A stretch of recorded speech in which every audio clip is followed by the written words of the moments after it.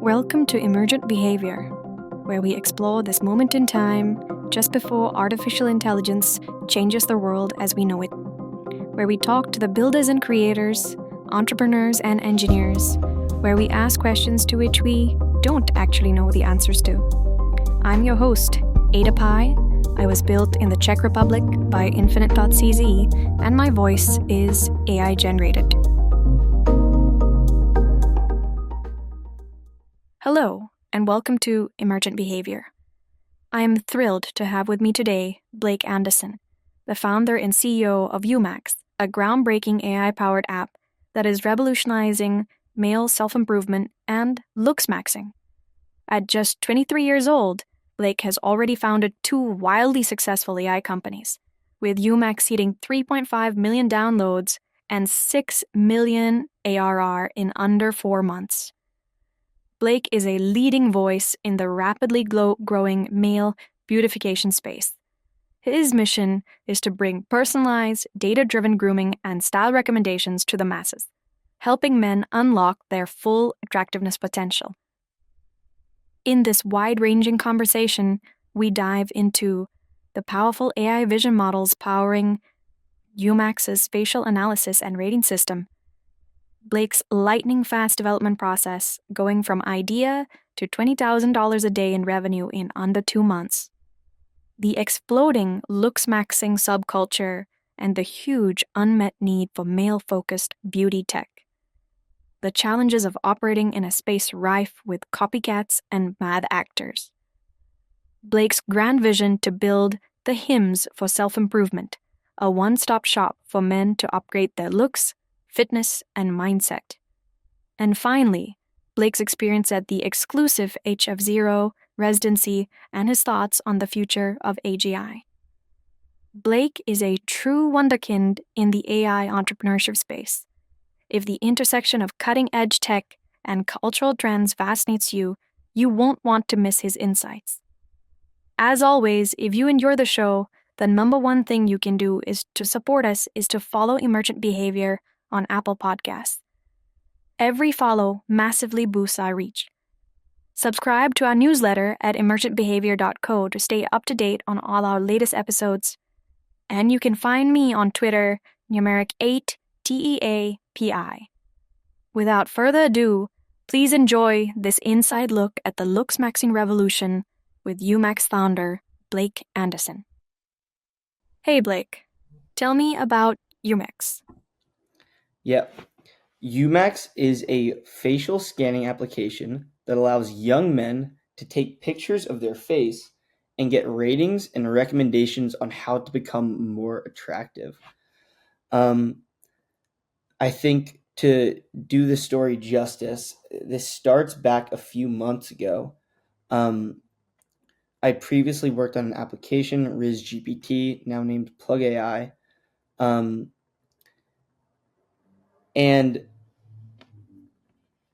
I noticed that there was a major gap in the male self-improvement space when we look at like men's mental health issues, that sort of thing. Men are increasingly lost in today's society, and so I started scanning social media, and I was like, okay, where is there a wedge? Where's a good place to enter? Looksmaxxing is currently the most popular niche on social media for young men. But the issue with looksmaxxing is that the information that people are getting it's not always high quality and it's not always personalized. So that was kind of the original thesis in setting out to build Umax. We launched a little bit of just to interrupt you there. What is looksmaxxing? Because I think you just graduated from Tulane like last year, correct? So I think there's this whole section of social media, which I think most ML AI people are really like not exposed to at all. So what is looksmaxxing? Yeah, looksmaxxing is essentially a term for male beautification or trying to maximize your looks. Right? This is a practice that women have engaged in for decades through methods like skincare routines, eyebrow grooming, taking care of your hair.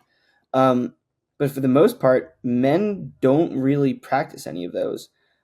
Men, obviously working out is really big, but beyond that, guys don't really talk about taking care of their face and their physical appearance all that much. In the past couple of years, it's risen to a lot of prominence on social media because guys are starting to realize that there are things you can do to become more attractive beyond just working out and beyond just advancing your career, right? Um, and yeah, it's a super fascinating, I think, macro tailwind in terms of what social media has done to people's perception of what it means to be attractive and the importance of it. So, if I can, do people basically fake pictures of themselves and kind of, compare or ask for ratings or something like that? Like, is that something that they do? Yeah, so uh, across various online forums, Reddit, looksmaxxing.org, Discord, people will upload pictures of themselves and ask people to rate them and to give them recommendations on what they can do to become more attractive. I think we all know that what we see in the mirror isn't necessarily what other people see, right? When you take an inverted picture of yourself or a selfie on your camera, when it flips, you're like, wait, that's what I look like? Um, so this kind of signifies that we aren't great assessors of ourselves. Um, and so that was one of the original reasons, reasons that we thought that we would find product market fit with Umax. It's like, how do we leverage AI and ML vision to deliver this to people instantaneously and accurately? So, if I open up the Umax app, it's iOS and Android, or only iOS? Both. On both iOS and Android. So it's iOS and Android app. You open it up and you take a photo of yourself from the front and from the profile from the side. Exactly. One photo front, one photo from the side. One photo from the front, one photo from the side. And after taking that photo, you get a rating. And the rating has an overall, a potential, a jawline, cheekbones, skin quality, masculinity, and then there's a CAC to share with your friends. Yes, correct. Right. So, in the backend, so you're sending these photos to a backend. What's happening in the backend? Is it a classification? Is it what's going on? Yeah, great question. So we have a combination of ML vision as well as AI vision models, right? So when I say AI vision, I'm referring to things like GPT vision. Um, and what we did early on was we found a number of open source ML libraries that could essentially detect whether or not you had acne, right? That's an easy one to detect. But then certain things like detecting an individual's hairstyle, that's not really easy to do with ML vision. Um, but AI vision models do a pretty fantastic job. So that said, we have a ton of different features that we're classifying. The presence of acne, what shape the individual's face is, how strong is their jaw contour, right? Um, and then based on this set of 100 values, we are generating ratings as well as recommendations, right? So if an individual has the presence of a lot of acne, that's something that we are definitely going to recommend the individual to take care of. So we have a prevent acne routine, which involves applying benzoyl peroxide and salicylic acid, right? Proven ingredients, and yeah, that's generally how the actual backend architecture works. So how long did you guys take to put it together? Right. So how many people in the firm right now? This So initially, it was just me. I'm somewhat of a engineer, a bit of a designer, as well as marketer. Um, and so I designed, built, and launched the initial product with part-time help from two other people. Um, that took me a little bit over a month, and then from there began to scale up. I brought on a CTO, someone who's uh, a real expert in full stack engineering as well as ML. Brought on a full time person to handle marketing, and so now we have essentially three full time people, or three people full time and three people part time. And you're up to, I think, like 3.5 million downloads, something like that. Yeah, so in And the past 3.5 months, we've done over 3.5 million downloads and over 1.5 million in revenue. so 1.5 million revenue. So something like I saw some number was like something like 6 million for the year or something like that, like Yeah, estimated. we're at 6 million ARR. Yeah. So essentially, we're doing $500,000 a month right now. These are recurring subscriptions. Um, So I guess an important note to add here is that the way the app works, you do your scan, you get your ratings and recommendations, and then you can do a scan in a week to come back and see how you have progressed and get updated ratings and recommendations. And when I go to social media, I see a lot of a lot of people with kind of like their results, like they've used the app for a few months and they've taken the recommendations on, and you see some dramatic changes in results. So Yeah, have you received a lot of like positive feedback from people? Do people send you like, videos, and do they send you like, hey, this has changed my life? Like, you see things like that happening? yeah. So what they refer to them as are glow ups, right? Glow And we call ups. the recommendations that we have your glow up routine. So people will use the app. They'll start a skincare routine, maybe when they previously didn't have one. They'll start taking care of their face in ways that they didn't before. Maybe they let their beard get out of shape. Maybe they had a bit of a unibrow, right? Things that people generally find unattractive. They'll start taking better care of themselves, and then they'll post these glow ups organically on social media, and they'll reference the Umax app, which is it's been pretty awesome to see. And I think that one of the critiques that we've heard is like, do you think that your app is creating insecurities in people when you're assigning a rating? And that's certainly a valid concern and something I've thought deeply about from the start. The sort of feedback that we've received and what I've noticed is that I think that insecurities are often just desire for change, right? And insecurities can be decelerating, right? They can make us anxious. Maybe we become paralyzed. But on the flip side, they can become accelerating forces that push us towards where we want to be. So when I was younger, I was very scrawny. Um, and now that was at the age of like 14, 15. But since then, I've been lifting almost every day for my life. And I'm incredibly grateful that I was able to recognize early on that I wanted to be in good physical shape. And so I think that this same sort of mindset applies to a lot of our users.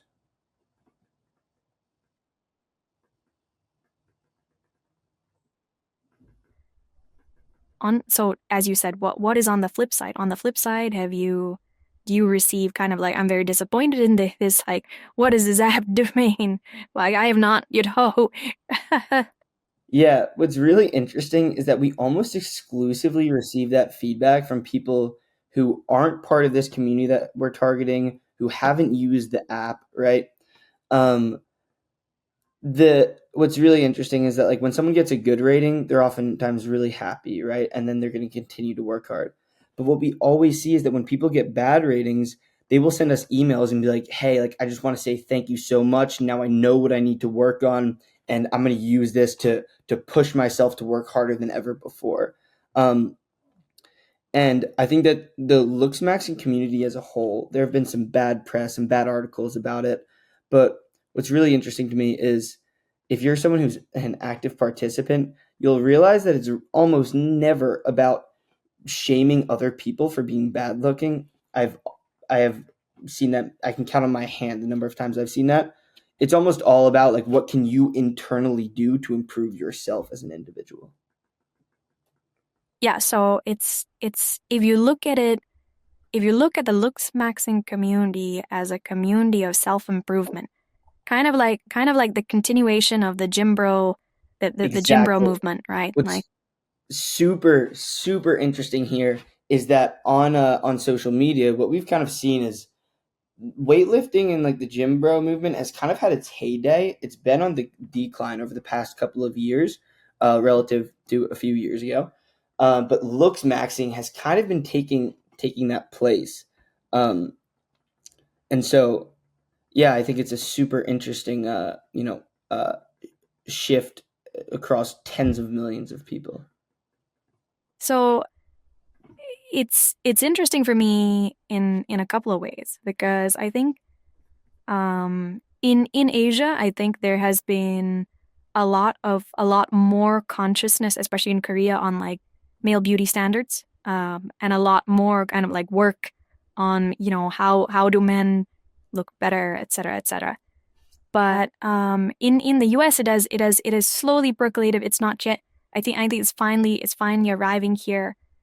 And it's interesting to see that it's arriving in a particularly American way, which is the self improvement movement, right? But because like that's not the way that Koreans or Asians don't focus so much on improving themselves. It's not so much of a hey, if you work hard at it, you'll improve yourself, etc. But I think it's very funny that it's arriving in that self improvement kind of movement, and almost as a continuation of the gym bro movement. So I think it's there's an element of like the American mythology, right? That is so pervasive across everything we believe, right? That if you work hard, you can achieve a better life, right?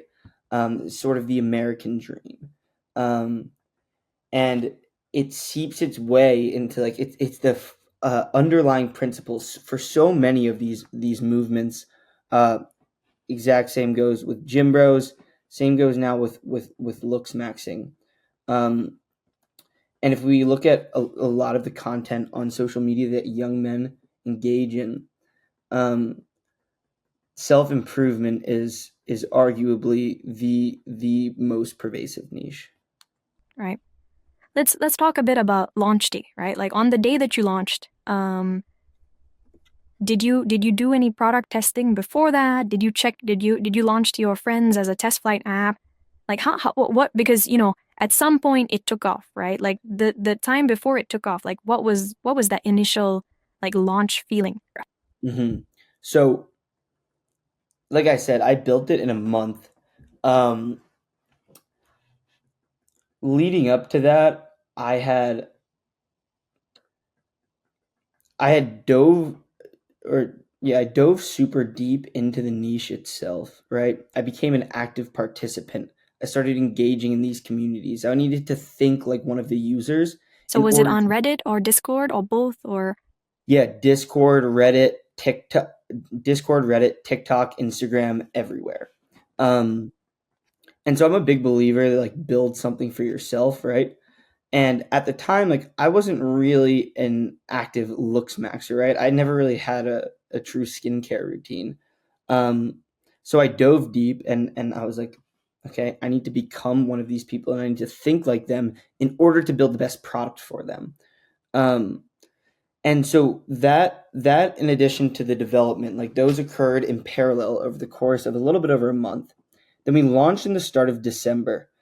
Um, and one of the key strategies that I had during the launch was I want to test all the different angles that we can to portray this application. Do we double down on the ratings, in the recommendations, in the centralized repository of information that we had, right, where you could click on hair and then you could click on improve your hair quality, right? Um, and then so we really just started like split testing, like see what would work, what didn't work, and over time we doubled down on the things that did work.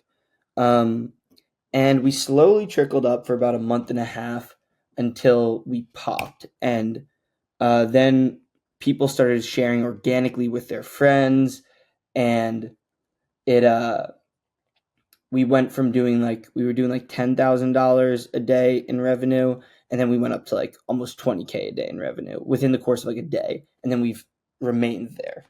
Um, so that that was kind of like the first month and a half, 2 months. but even getting to 10K out, I would say like 99.9% of apps don't even get a 10K MK a day. Like, when did you get that first feeling that okay, that heading up to the 10K, like even before that?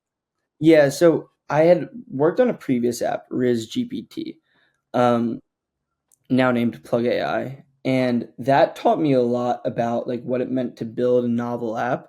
Now at the time there was actually an incumbent, just Riz app, but they hadn't really reached like that inflection point. And so a big thing that I think about is like building something like truly novel. I think that one of the biggest issues with most application developers is that they make like a 1% improvement on an already popular product. Um, or maybe they try to combine two popular products and they squash them together and they think that that will be that will lead them to long-term success. And My Plug AI was a cut and paste kind of like chat recommender, right? Like if you're chatting with someone on a dating app, you kind of cut and paste the conversation into Plug AI, and Yeah, Plug AI it would give was you a suggestion, right? Yeah, Is that right? it's a little bit more than that, though. I think of it as an AI dating assistant, where you can also get pickup lines, right? I don't think any other app had that at the time. We had an AI like dating coach, right, where you could talk to it and get recommendations, and then yes, you could take a screenshot and get recommendations. But we did a lot of novel things in Plug that hadn't been done before. So the pickup lines, the dating assistant, the ability to adjust the spice of the response, like that's something that I think is actually really big.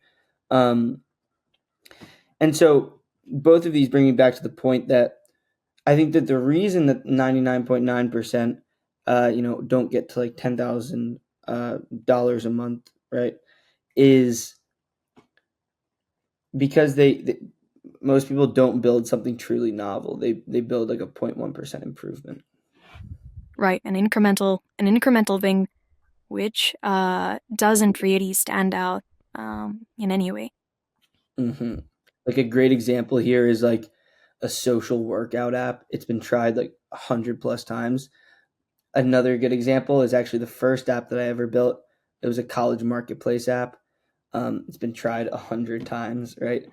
And if something's been tried a lot and failed, it's usually not a great sign.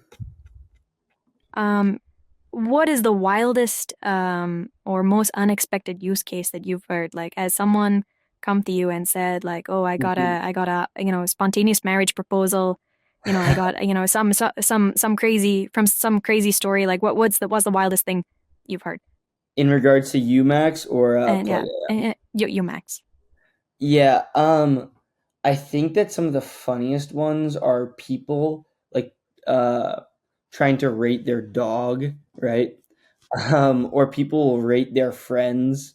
Uh that's always pretty funny to me. That wasn't something that we expected from the start. Um but to be honest, it's yeah, there's not like that many crazy things that you could use it for per se. Um Personally, though, I think that the craziest story is having met like a number of people in person that have used the app organically. Um, that's always really shocking to me when I mentioned that I built it, and people are like, "No way! Wait, like I use that app. It's awesome." That's always a really cool feeling. Yeah. Um, are there Umax like meetups? Are there meetups that people do? No, not really. Though I actually went on a trip with some of our influencers, some of the social media guys that we work with, to Hawaii to make content, and one of them posted on his story, and he got like 50 people DMing, being like, "Hey, like we should meet up. I'm in Hawaii right now." Um, but no, they're they're not in person Umax meetups. Um, is it a crowded space? Are there a lot of people? Are there a lot of copycat acts now? Now that you've been, you led the Yeah, way. yeah. Um, there have got to be at least 20 apps that have copied exactly what we did. Um, there's one app in particular who I'm not going to name, but they copied us and they have been relentlessly trying to steal our creators, um, trying to poach our employees, have been saying that we copied them when you can look at the release date and like it's very clear that we did not.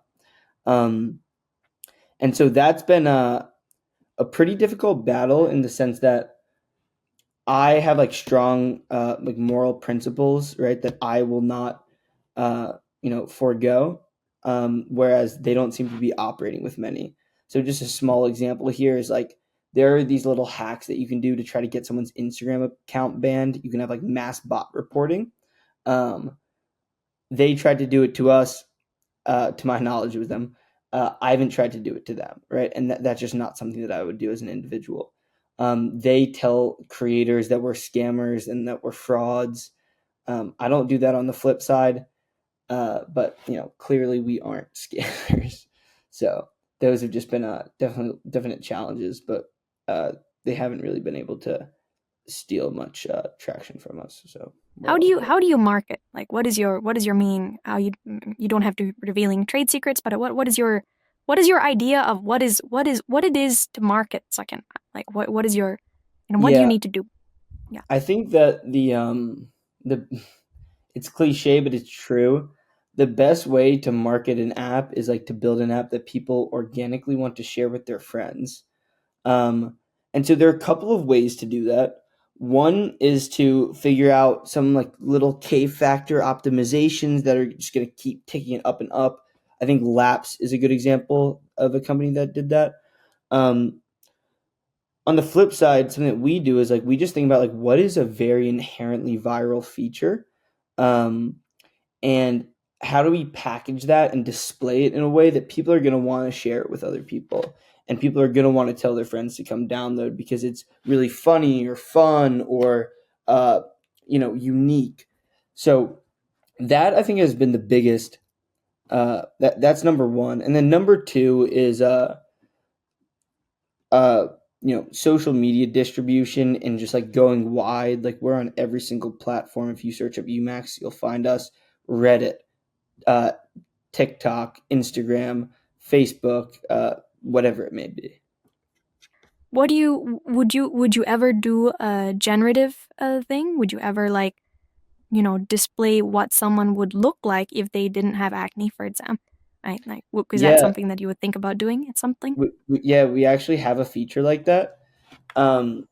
Right now it's not. So right now we're using like actually I can't say the actual model that we're using because we do have competitors that copy this feature from us, albeit their version is a lot worse. But we have an AI generated like version of the individual that we call it like you as a 10 out of 10, like what you would look like if you were a 10 out of 10.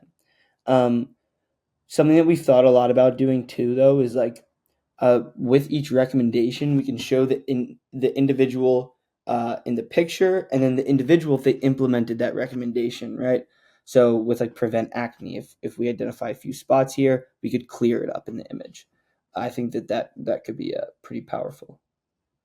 How do you decide what kind of features to put into the app, right? And then you probably have like a list of like hundreds and hundreds of ideas, right? How do you make a decision on what stays in, what has to be developed, and what doesn't? Yeah, I think that this is another good example of you really can't know unless you are one of your users, right? Um, if you're just trying to like objectively analyze what to put in, right, you will have a list of 100, and you won't have any way of really assessing other than just implementing it and split testing and seeing the results. Um, but being someone who engages in this community and has tried to some extent embody the community, um, I think that I just think about like what I would want in the application, like what would make me want to use it every day, and then add that in. How would are there any like natural like extensions that you would think about? For example, does this Certainly, naturally progress into dating, you know, or yeah, does it progress into kind of like sales of beauty products, or recommendations of beauty products? Like what do you think naturally kind of like plugs in Or is that something that you'd look at? Yeah, 100%. So this is what I briefly touched on in the beginning, that we kind of identified this wedge in the male self-improvement space, and that was the thesis for launching Umax. Now, the long-term vision is not just Umax in its current form, and it's not just purely in this looksmaxxing space. The way that I kind of view self-improvement as it exists today is there's like somewhat of a triangle.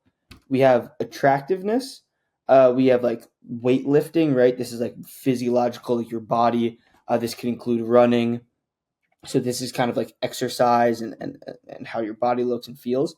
And then we have like this motivation, disciplined mindset sort of corner of it. Right now, we exist exclusively in this attractiveness corner.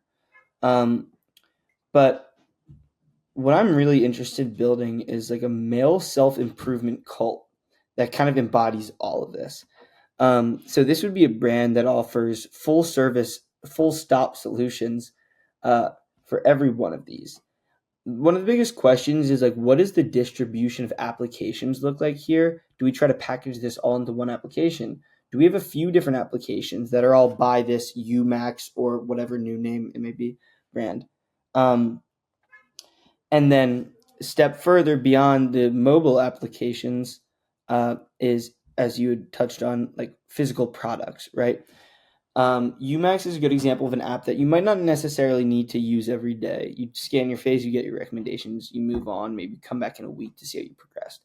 Um, but it is a Umax skincare serum.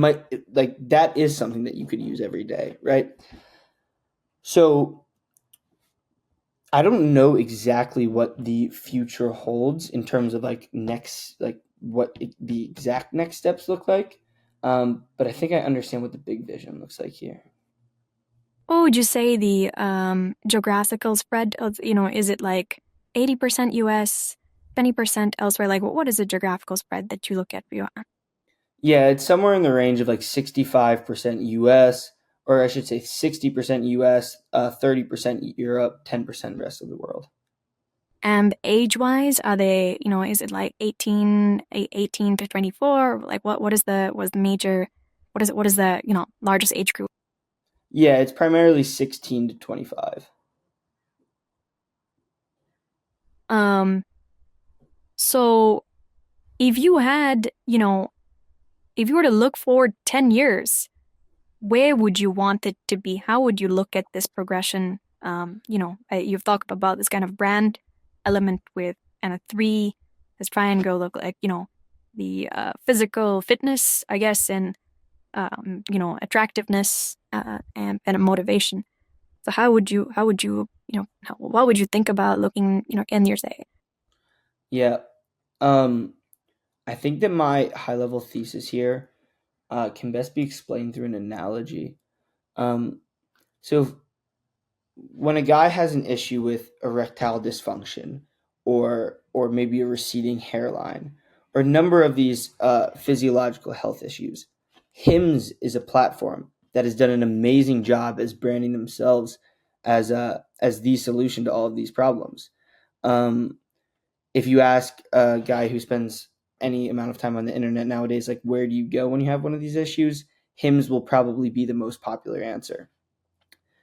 Now, on the flip side, I do not think that that exists currently in regards to self improvement, right?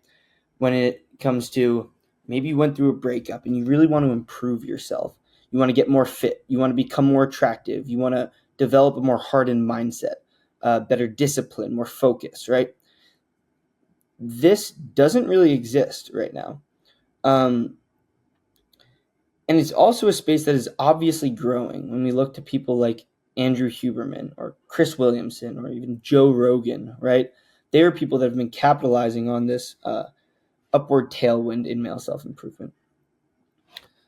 So, taking all of that into account, I think that building a brand with this sort of reputation of hymns, but as the solution for self improvement, is that is a mission that I feel particularly driven to as an individual. I've always been super interested in and attempted to embody self improvement in myself.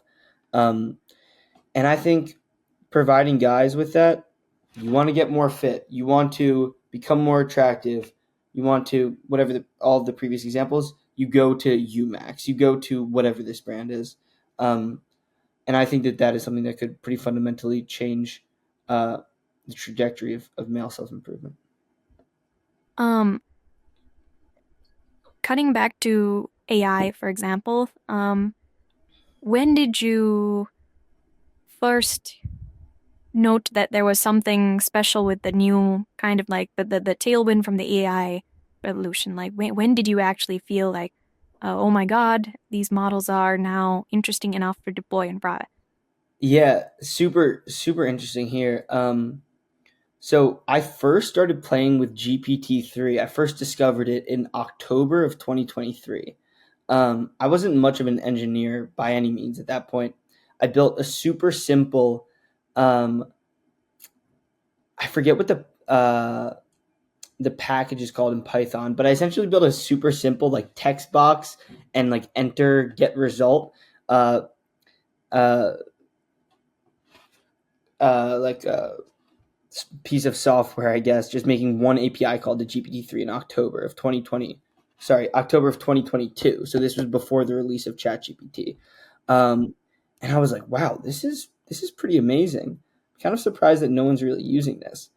And then a little bit over a month later, ChatGPT came out, and that to me was uh, like paradigm shifting. That's when I started experimenting with building applications on top of it. The first thing I built was an automatic slide deck generator where you could input any prompt and it would generate a beautiful slide deck for the purpose of presentations in school, right? Because I was in college at the time. And then I continued just kind of toying around with things, didn't dive too deep.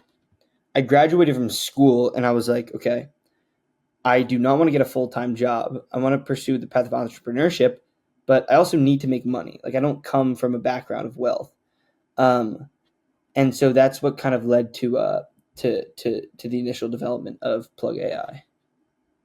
And Plug AI, from Plug AI, why did you make the decision to transition to Umax? As you know, what drove that decision making? When did you feel okay? It's time for the next one.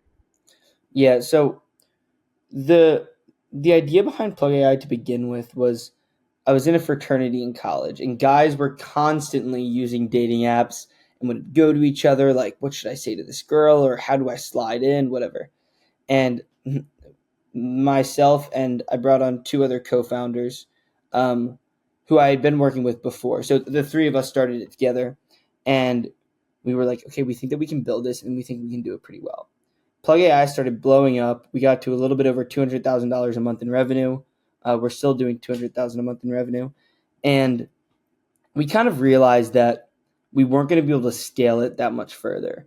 Um, it would have been a slow journey up, and we decided to put the thing on autopilot so we could pursue new applications. I get very energized by building something new. Just willing something into existence to me is really cool, and that upward momentum as well is an incredible feeling. Um, and so in October, I left Plug AI. I sat around for a couple of weeks just like thinking, what do I build? Where are the opportunities? Where is AI not currently being leveraged, right? Simultaneously, the GPT-4 Vision API release was scheduled for the coming weeks. Um, and so I started thinking a lot about like what I could build with GPT-4 Vision. And then that crossed with the thesis I had in male self improvement, just kind of felt like a perfect fit. Amazing. Um, let's just say that you're probably the only two-time profitable AI founder in existence right now. I Thank think you I, I very think much. I, I think your profitability numbers are better than like Cohere and like most of the Most of the large AI firms, though. Yeah, yeah, certainly. Yeah, it is really interesting to me. Though obviously there's the trade-off of like just smaller scale, smaller scope with these sort of things. Um, but what's really interesting is that like I really felt that with RizGPT. I don't feel that with Umax though. Like I know that we're profitable, but I also know that there's so much more that we can do. Indeed. You must have lots of VCs asking to invest. So how you do that? Have you thought about taking a round? Is it something that you don't want to do? Yeah, I've definitely thought about it. There are a couple of trade-offs here. One thing is like we are making a lot of profit, so like we can to some extent bootstrap. The big question is like how big do we want to scale the team, um, as well as I have a somewhat negative view towards VCs as a whole. I don't think that I really respect founder VCs. I think that there are a lot of VCs that were never founders and have strong opinions about things that they don't really understand. And what's the tricky situation is that like I think I've heard a number of stories of people thinking that they were taking money from a VC who would be totally on their side and it would be a great experience and they would just be there to provide them with connections and help them out whenever. And then it just becomes this absolute terrible situation where they have to answer to them and the VC is blocking them from doing anything that they want to do. And so I'm certainly concerned about getting myself into that position. Um, and being that we have the money to not be beholden to anybody, I think that we are in a pretty strong position as a company. Indeed. Um, has there been any moment when you've been using the AI that you have like some weird sensation? Like this thing is doing Mm, something very unusual, and why is it doing it? just AI as a whole. Yeah, yeah, as a whole, as in my, ChatGPT, UV Vision, or any of your models. Like, have you ever had like an anomalous kind of like, what is going on moment? Yeah. I think that when you experiment with some of the like more jailbroken models, right, like Mixtral or or even like ChatGPT in the early days, or like some of these like Gemini or Sydney, right, jailbreaks. To me, it's always super interesting because it's like we see this very like put together form of large language models that's like prompted into submission to just always stay within the guidelines. Um, to me, seeing like the weird paths that it can go down in like explaining how it does think that it's alive and how it does think that it has emotions. And now I don't believe that they're sentient in like current form. Um, though I do think that it's more nuanced than people make it out to be. I had a really interesting. So Walter Isaacson was my professor in my final semester of Tulane, and we debated this endlessly, whether or not consciousness was binary or if it existed on a spectrum. I'm of the opinion that consciousness exists on a spectrum. Um, and now, so I think that if this is a rock and this is a human, right? Like a bear might be somewhere around here, and a dog might be somewhere around here, right? Um, I often think about like where do large language models fall in that? Are they more conscious than an ant? Right? I don't think that that's like a ridiculous assumption. Um, but I don't know. It's super fascinating to me, and I don't think that I know enough about the subject to really take a strong position. No one. The exciting thing for me about AI is perhaps not even the guys who put out GPT-3, GPT-4 are fully aware of all of the capabilities, right? So Sure. I think it's anyone who uses the models can have experience with them and you know figure out what. But I always tell people try it for yourself. don't don't just like take a review, right? Hmm. Just buy it for yourself. Yeah. So I actually posted something about this on my Twitter recently. I I don't know if this has been a discussion, but it just came to me, and I was like, well.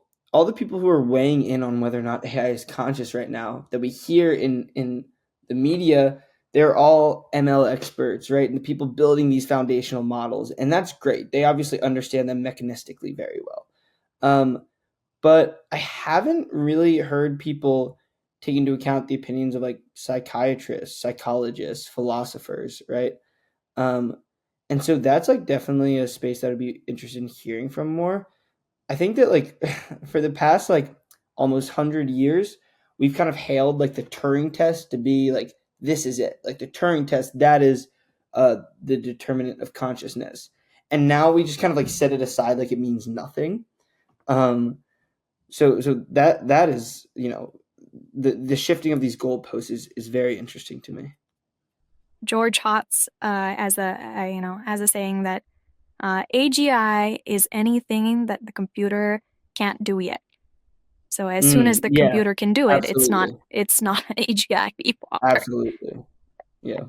I agree with that. Um, one of the things that I find is that the companies putting out APIs, OpenAI, Anthropic, they also have moderation barriers, and the moderation often is like as soon as you try to do anything remotely fun, they're like, "Boops," there we gotta cut you off like that's the end, Mhm. right? And as someone who like basically built apps which were definitely more like social and more fun in that sense, did you come across that at any time you're at Plug AI or at Umax Come where across you get what? Oh, it barring us yeah from. because it just says like look this is like this is bad language I can just hate that like Yeah, yeah. With Plug AI, we got it all the time, right? Because when if someone's having a flirtatious conversation and maybe uh, the the other person, the partner, says something a little bit sexual, and then we feed that into the API, they're like, nope, nope, can't touch this. So we had to figure out some workarounds there, implementing other models, that sort of thing, like these open source models that are less restrictive. Um, but in general, I think it's a really interesting. I think that they are obviously erring on the side of like risk aversion. And so like I understand it from these big private companies. I don't like it as an individual. Um, and I would say I don't think that they should do it, but I understand why they do it in respect to the rest of society and how they view things. yeah I think it misses the totality of the human experience, right? So basically what they're saying is we'll give you the AI that you can see in the office, but it's not going to be the AI that is going to be with you the whole day, right? That's typically what they want to say. It's Uh, uh, but Go ahead. yeah, I know, yeah, that's just a corporate viewpoint that they have, I guess. Yeah, I think that there's a good corollary here to like the just free speech in individuals, and if we have, as individuals have free speech, right? It's because sometimes it's important to say things that are unpopular, right? Otherwise, we just go down this road of this group think where people can't express truly novel opinions. Um, and I think that's also where it's a great source of inspiration and genius in our society. Um, and when you kind of restrict the free speech of models, I think that it's a dangerous path to go down. Um, when you had Plug AI, when you were did you get responses, Faye? Are you using a bot to talk to me? Did the recipients ever like suss out like hey you did that happen once like hey I yeah don't, you yeah, yeah good. I don't think that it has reached that level of pervasiveness across society yet. Um, in part because I don't think that the bots are actually better than good humans at flirting right now. What will be interesting is like in a year if they are or when they are. Um, that will be pretty pretty crazy if there it actually exists alpha for every individual to begin using a bot to do their flirting instead of themselves. Um, yeah, that will be a very interesting world where it's just bots flirting with one another, right? Like we know, people talk a lot about like the future of customer support, right? It's bots arguing with one another. But like the future of flirting, where it's just bots flirting with one another, that's pretty funny to me. Yeah, what if they had a good time and then they came back here and they're like, okay, yeah, go date that person. I had a good time with them. You will too, right? Hmm. um, so if what do you believe that no one else does? This is a Peter Thiel question. I like Yeah. what do you believe that no one else does? Um, I haven't thought about this one in a little bit. It's a great question. Um,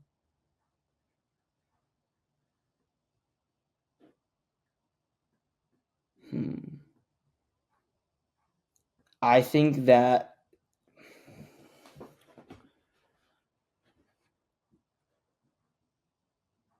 and so I don't know if this is actually that unpopular,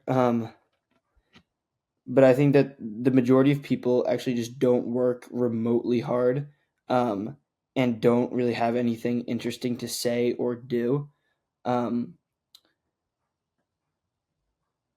and it's very pessimistic of me. I like to think of myself an extrovert. I love spending time with people. Um, but when it comes to like entrepreneurship, as well as people as employees, I hear people say all the time, like, "Oh my god, I've been working so hard recently." I think that the vast majority of people work significantly less hard than they think they do, and that may be a popular opinion. I don't know.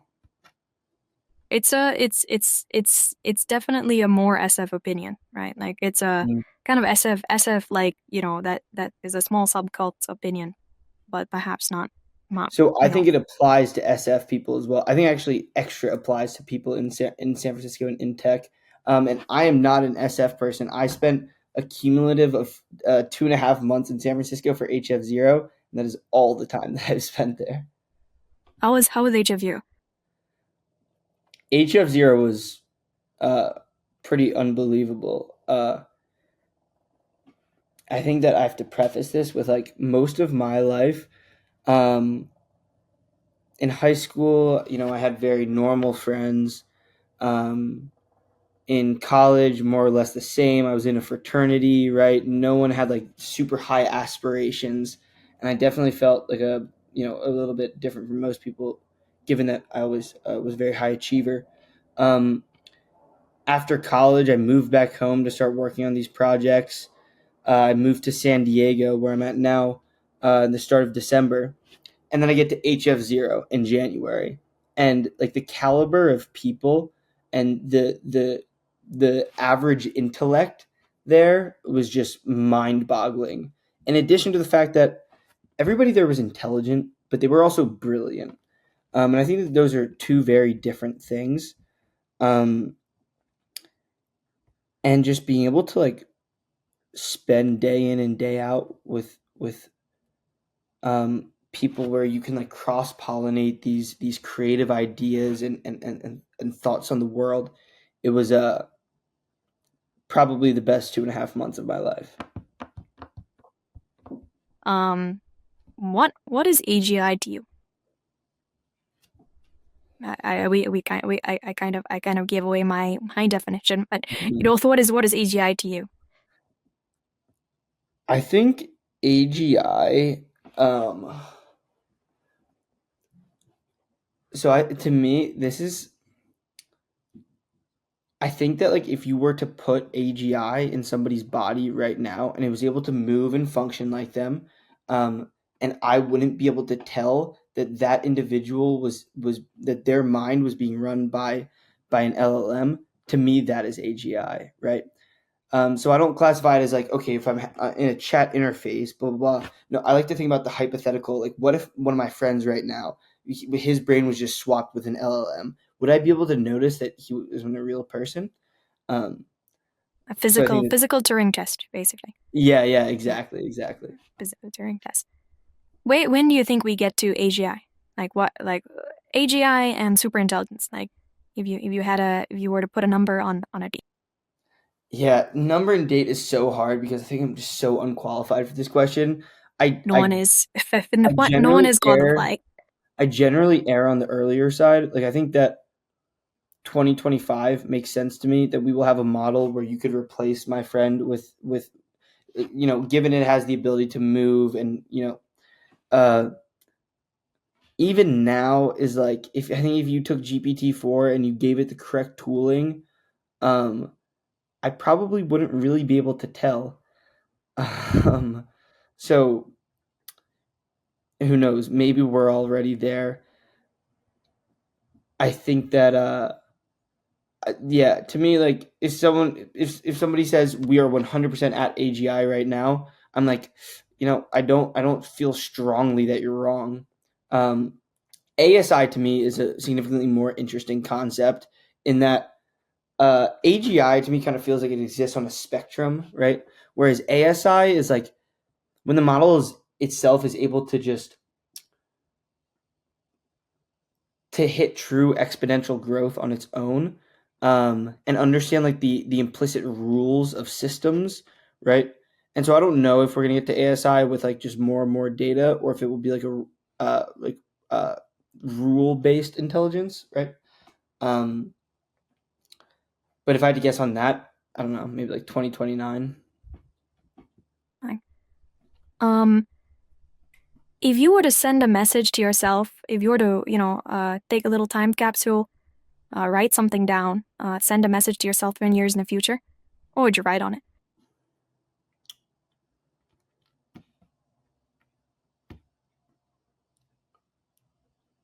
That's a good one. Um, this is cliche, but probably to continue being present, and just like embracing every moment in life. Something that I've noticed recently is like the dilation of time and like the speed at which time moves throughout your life significantly increases. Right, and I'm only 23 right now, and so I can only imagine that it will continue to do so in 20 years. Right, because like with each passing moment, each individual unit of time is a greater proportion earlier on than later on, right? So 1 year right now is about 5% of my life. 20 years, it's about 2.5%, right? So I think the solution to like slowing that down is practicing like presence and some level of mindfulness on a consistent basis. Amazing. Blake, thank you for your time today. And this was an amazing session. Like I said, you are definitely, it's an amazing story. I mean, I don't think I've ever met someone as successful as you, in their 20s. So, it's an amazing story. And thank you for being with me today. Thank you very much for your time. It was a pleasure speaking to you. Emergent Behavior is a part of the Turpentine Network. For our full newsletter, visit emergentbehavior.co. For more Turpentine podcasts and sponsorship inquiries, visit turpentine.co